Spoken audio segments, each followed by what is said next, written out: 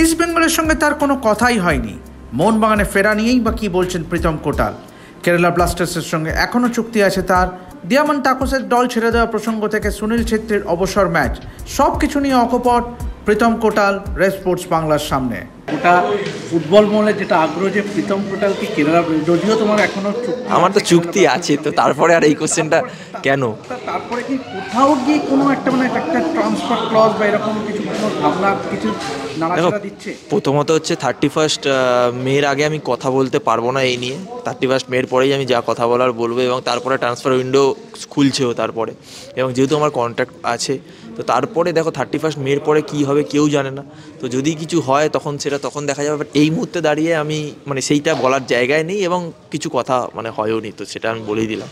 আজকে তোমার বাবার থেকেই শুনছিলাম যে তোর বাবা অত্যন্ত মোহনবাগানি, এবং তুমি হচ্ছে মোহনবাগানের নয়নের মণি বললেও কম বলা হয়।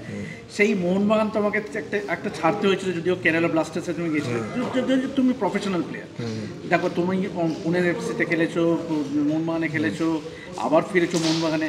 তো যদি একটা অপরচুনিটি অ্যারাইজ করে, তো তোমাকে কি আবার ফিরতে দেখা যাবে, আবার সবুজ মেরুন জার্সি গায়ে চড়াতে দেখা যাবে? এটা তো এখন ফিউচার কী হবে কেউ জানে না। তো যদি সেরকম অপরচুনিটি আসে নিশ্চয়ই তখন চিন্তাভাবনা করাই যেতে পারে, করবই, এবং অবশ্যই করব। কারণ আমার যা বেড়ে ওঠা মোহনবাগান থেকে, আজকে প্রীতম কোটাল হয়েছে মোহনবাগানের জন্য, মোহনবাগান খেলে।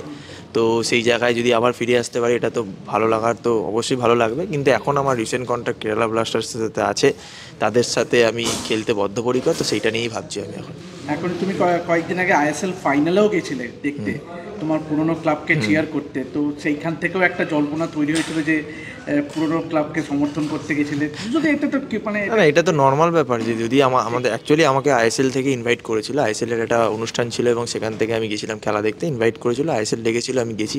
এবং দেখো, মোহনবাগান মুম্বাইয়ের খেলা, এবং আমি কলকাতায় আছি, মাঠে যাব না, এটা তো হতে পারে না। কারণ একটা অ্যাজ এ প্লেয়ার আমার মনে হয় যে আমার সেখানে থাকা উচিত, খেলাটাকে উপভোগ করা উচিত। সে মোহনবাগান খেলুক, মুম্বাই খেলুক, যেই খেলুক। তো মোহনবাগান খেলছে, সে ফাইনাল খেলা, তো অ্যাটমসফিয়ারটাকে ফিল করতে গেছিলাম, এবং খুবই ভালো অ্যাটমসফিয়ার ছিল। মোহনবাগান আনফর্চুনেটলি হেরে গেছে, মুম্বাই খুব ভালো ফুটবল খেলেছে, তো ঠিক আছে, গেছি, ভালো লেগেছে, এটাই।